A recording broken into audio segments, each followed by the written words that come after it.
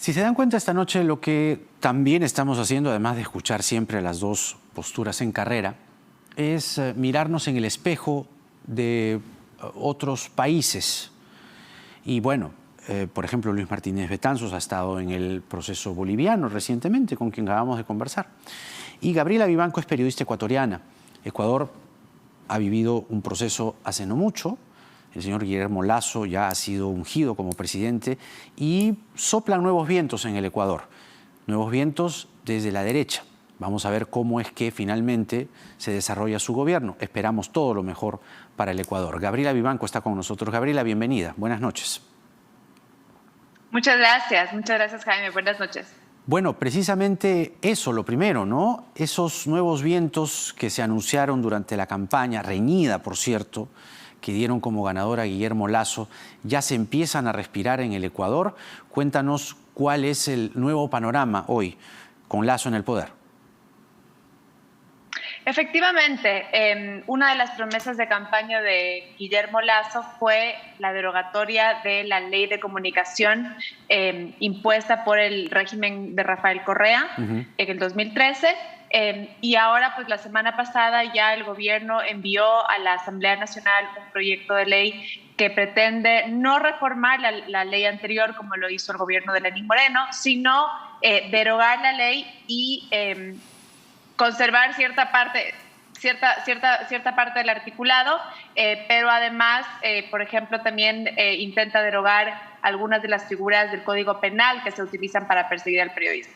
Claro, claro. Mira, nosotros por aquí, pues sabrás tú que estamos muy preocupados. Es una elección para muchos, la mayoría, el 70% del país no votó por ninguno de los dos candidatos que están en carrera en este momento. Y estamos preocupados, claro, porque en el ideario del partido del señor Castillo se habla de una ley que regula los medios de comunicación, de eliminar lo que ellos consideran programas basura, que son básicamente programas de entretenimiento. Llamémosle frívolo si quieres, lo que quieras, pero bueno, la libertad está en el televidente en ver si ve una u otra opción, ¿no es verdad? Ya luego, con la segunda vuelta, la cosa se ha ido morigerando y se ha ido como suele ocurrir, ¿no? Se corren un poco más al centro y todo lo demás. Con la experiencia ecuatoriana, ¿qué nos puedes decir con estos dos tópicos? Luego te menciono otros que vienen del pasado, más bien del fujimorismo, pero primero estos dos tópicos que tú escuchas. ¿Qué te dicen a ti? ¿Qué ruido te hacen? Efectivamente, el candidato Castillo tiene o ha tenido posturas y discursos y que han mencionado la intención de aplicar un sistema de control de contenidos o control de la regulación de la comunicación, la llaman, como lo hizo el gobierno de Rafael Correa. De la experiencia ecuatoriana hay muchísimo que contar. Pero definitivamente lo que hubo y lo que se instaló de manera muy ordenada fue un sistema de control de contenidos y de control de la información que se instauró en el Estado y que empezó pues con un discurso de estigmatización en contra de la prensa, pero no quedó ahí. Se pusieron normas constitucionales que, por ejemplo, empezaron a regular a la comunicación como un servicio público, lo que le dio al Estado la potestad de pues controlar todo el sector de la comunicación como si fuera un servicio de agua potable o un servicio de luz eléctrica, por ejemplo, y así se impuso la ley de comunicación y a la vez toda una serie de normas secundarias de aspectos laborales, tributarios, financieros, que además se acompañó con el hostigamiento directo de los anunciantes privados de los medios de comunicación independientes. Entonces sí fue un sistema de acoso y de estrangulamiento especialmente al modelo financiero de la prensa independiente, lo que pues terminó eventualmente con el cierre de algunos medios y con una actitud de absoluta autocensura por parte de muchos periodistas.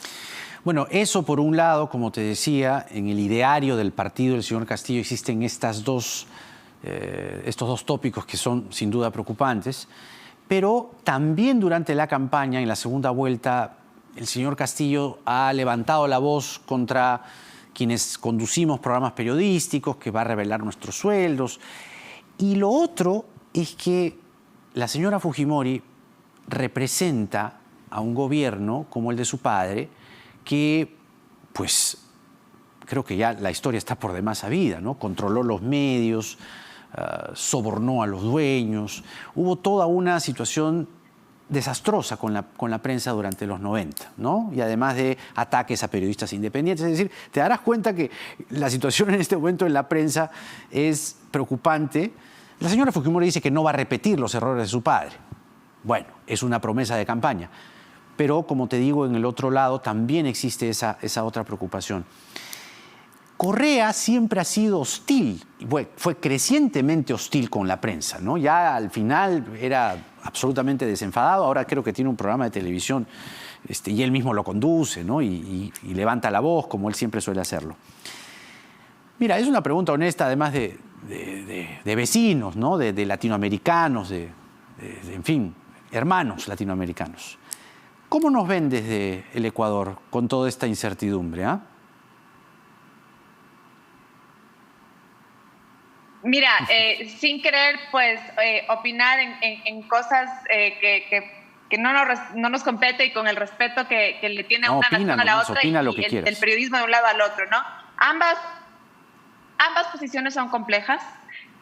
Definitivamente cualquier discurso político que vaya en contra de las libertades en general, y esto no es muy importante entender que esto no es un tema de defender a la empresa privada o a los medios de comunicación privados o a ciertos medios establecidos o tradicionales, como suelen llamarse, sino es un tema de que la población entienda que es la defensa de las libertades. Y la libertad de expresión es nuestra libertad más fundamental, que como ciudadanos nos va a permitir emitir todo tipo de opiniones para con los gobernantes de turno, para con la oposición, y cualquier intento por controlar al periodismo acaba eventualmente convirtiéndose en una herramienta de controlar también la información del ciudadano, porque hoy en día cualquier ciudadano pues emite sus opiniones, emite la información que resulta a veces muy útil incluso para las investigaciones periodísticas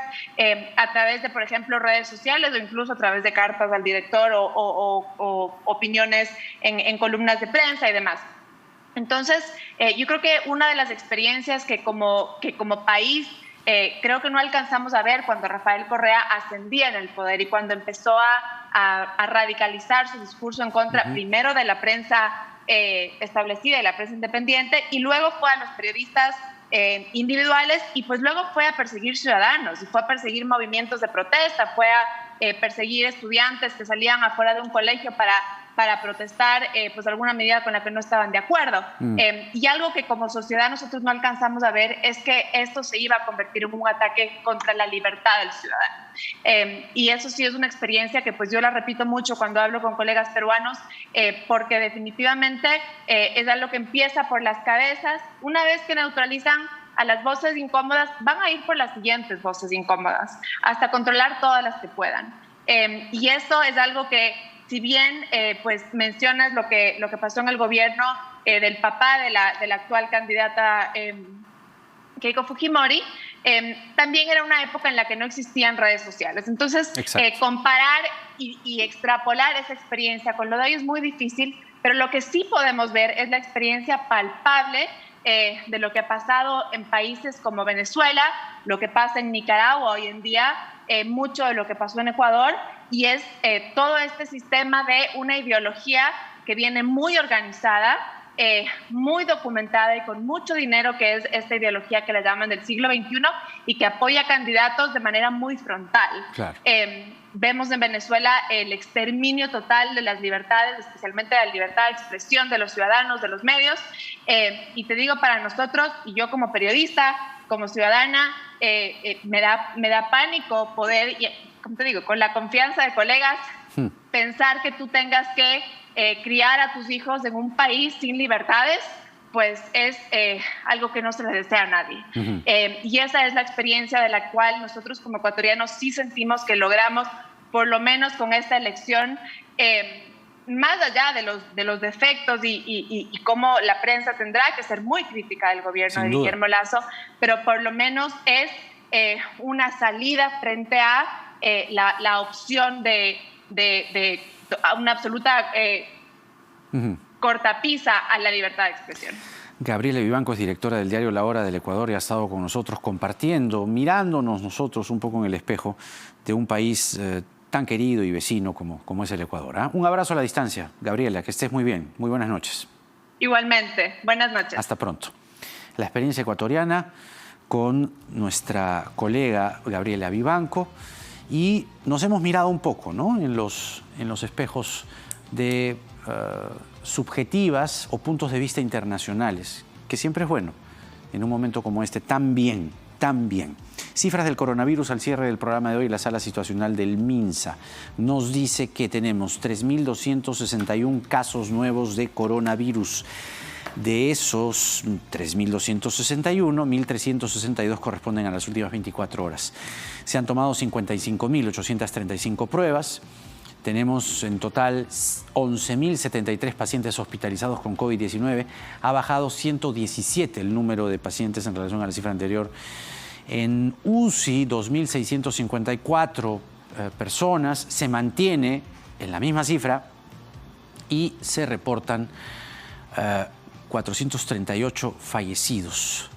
242 corresponden a las últimas 24 horas. Recuerden que estamos sincerando las cifras de fallecimiento por COVID-19. En total son 185.380 peruanos y peruanas que han muerto por coronavirus. 185.380.